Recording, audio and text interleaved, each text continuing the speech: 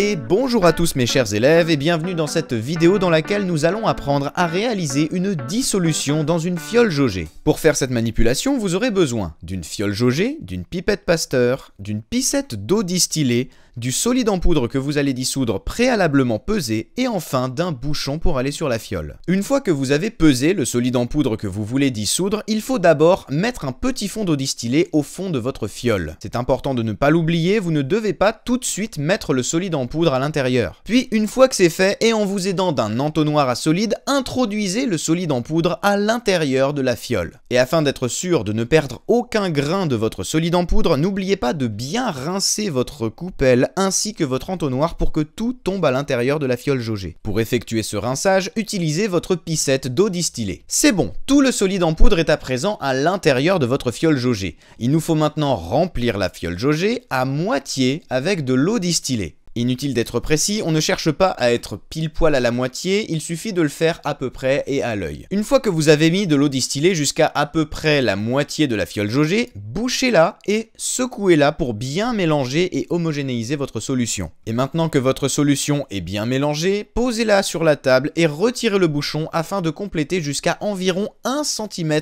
en dessous du trait de jauge. C'est presque terminé, notre solution est maintenant quasiment prête, il ne nous reste plus qu'à compléter jusqu'au trait de jauge avec de l'eau distillée. Et ça, nous allons le faire avec une grande précision. Munissez-vous de la pipette Pasteur et ajoutez de l'eau jusqu'au trait de jauge à la goutte près. Faites attention, on considère que le trait de jauge est atteint lorsque le bas du ménisque est au niveau du trait de jauge. Pas le haut. Le ménisque, c'est le nom que l'on donne à la surface de l'eau qui prend une forme arrondie à l'intérieur du tube. Et il faut y être très attentif parce que votre solution ne sera pas correcte si ce n'est pas le bas du ménisque qui est au niveau du trait de jauge. Pour être encore plus précis, on peut également prendre un petit bout d'essuie-tout et essuyer toutes les gouttes d'eau qui se trouvent en suspension dans le tube au-dessus du ménisque. Étant donné que nous avons mis exactement la bonne quantité d'eau pour que notre solution ait la concentration voulue, on ne veut pas que ces gouttes d'eau aillent à l'intérieur de notre solution puisque ça provoquerait une dilution. Et voilà, une fois que vous y êtes, c'est terminé, il ne vous reste plus qu'à mettre un bouchon et mélanger à nouveau votre solution et la voici, elle est terminée. Et voilà, votre solution est prête, vous savez maintenant réaliser une dissolution, je vous laisse donc essayer par vous-même et je vous laisse travailler, à bientôt.